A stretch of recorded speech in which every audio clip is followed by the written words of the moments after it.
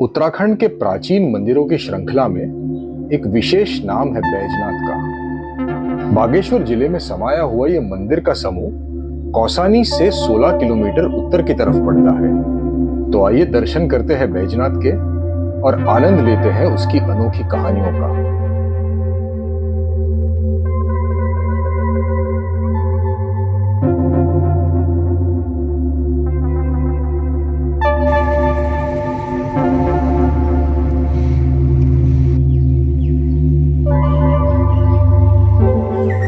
जब हम जागेश्वर और कटारमल मंदिर गए थे तब मैंने कत्यूरी वंश का उल्लेख किया था, लेकिन ज़्यादा जानकारी नहीं दी।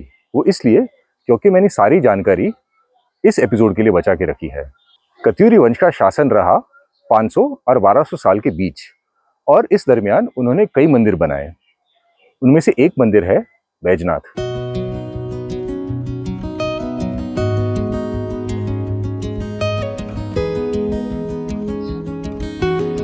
कत्यूरी वंश थोड़ा नेपाल में था, थोड़ा उत्तराखंड में। उनकी राजधानी थी बैजनाथ, लेकिन हमेशा से नहीं थी।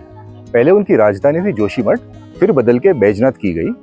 जब राजधानी बैजनाथ में आई तब राजा के पीछे पीछे कई प्रांत के लोग भी आए और उनकी मांगे पूरी करने के लिए बैजनाथ का मंदिर संकुल बनाया गया। यहाँ पर कुल मिला के 18 मंदिर है।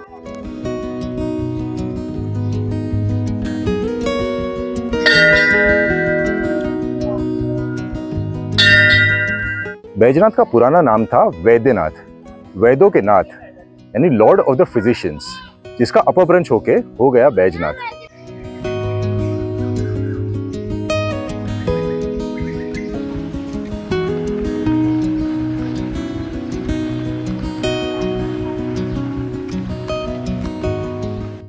हल्की हल्की बारिश शुरू हो गई है, इसलिए हमने स्टूडियो को बाहर से अंदर शिफ्ट कर लिया है। जो पिछली सदी में बैजनाथ मंदिर आया था, उसे याद होगा कि यहाँ एक पत्थर हुआ करता था जिसका नाम था भीम गेंद। पौराणिक कहानी आप समझते ही हो। पांडव यहाँ आए थे, भीम उस गेंद से खेलते थे, इत्यादि इत्यादि। तो उस पत्थर को उठाने के लिए 9 आदमियों की जरूरत पड़ती थी, जो अपनी इस उंगली यानी तर्जनी से उठाते थे, 999 का जाप करते हुए। ज्यादा नहीं, कम नहीं। अब ये कितना विज्ञान है, कितनी मान्यता, ये कहना थोड़ा मुश्किल है, क्योंकि एक दिन वो भीम गेंद 2 टुकड़ों में पाई गई। फिर सरकार ने उसे अपने अंतर्गत ले ली और आज हमें वो भीम गेंद देखने को नहीं मिल रही। इसलिए सिर्फ ये कहानी से काम चलाना पड़ेगा।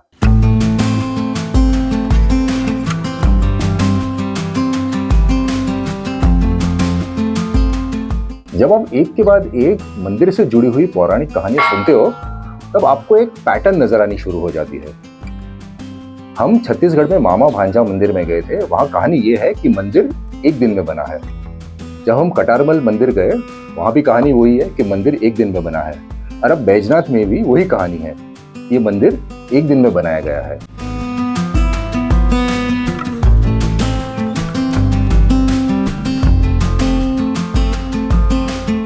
एक और कहानी, उत्तराखंड में एक मंदिर है त्रिगुणी नारायण मंदिर। कहते हैं कि शिव पार्वती का विवाह वहां हुआ था। यहाँ भी कहते हैं कि बैजनाथ में शिव पार्वती का विवाह यहीं पर हुआ है। चलिए ये मान के चलते हैं कि वहां पर उनकी शादी हुई थी और रिसेप्शन बैजनाथ में।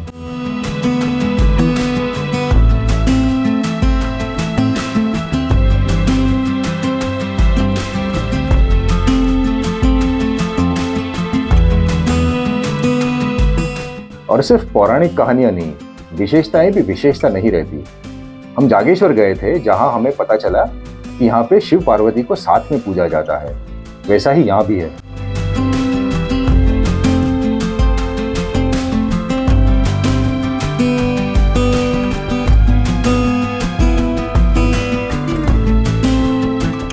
यहाँ के जो मंदिर है वो नगर शैली में बनाए गए हैं और उनपे जो नक्काशी काम है वो कंदारिया शैली में है। अब ये कंदारिया शब्द कहाँ से आता है मुझे ठीक ठीक पता नहीं है, लेकिन हो सकता है कि खजुराहो में कंदारिया महादेव मंदिर है जो अपने नक्काशी काम के लिए सुप्रसिद्ध है। शायद ये शब्द वहीं से आता होगा।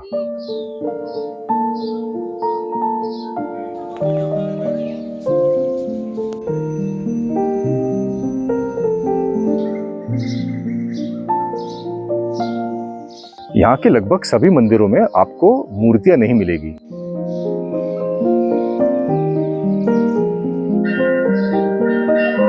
क्योंकि भारतीय पुरातत्व विभाग ने सारी मूर्तियां लेके एक कमरे में रखी हुई है, ये कह के कि वो एक संग्रहालय खोलेंगे। लेकिन आर्थिक तंगी की वजह से वो संग्रहालय अब तक खुल नहीं पाया है।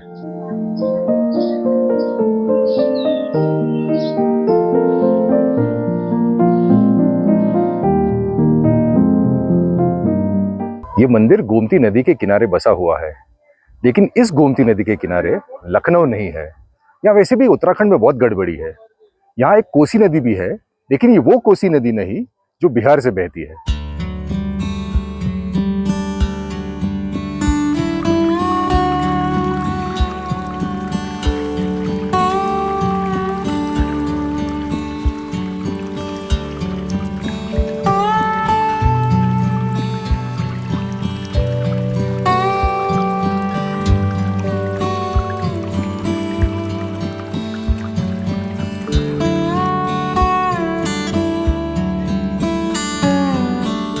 मंदिर के सामने जो तालाब है, वहाँ गोल्डन महासीर मछलियाँ रखी गई है। जिन्हें मछली पकड़ने का शौक है, उन्हें गोल्डन महासीर मछलियाँ बहुत पसंद है, क्योंकि ये बराबर से टक्कर देती है।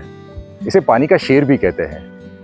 अंग्रेजों ने कुमाऊं के तालाबों में ये मछलियाँ भर दी थी, क्योंकि उन्हें मच्छी पकड़ना बहुत पसंद था।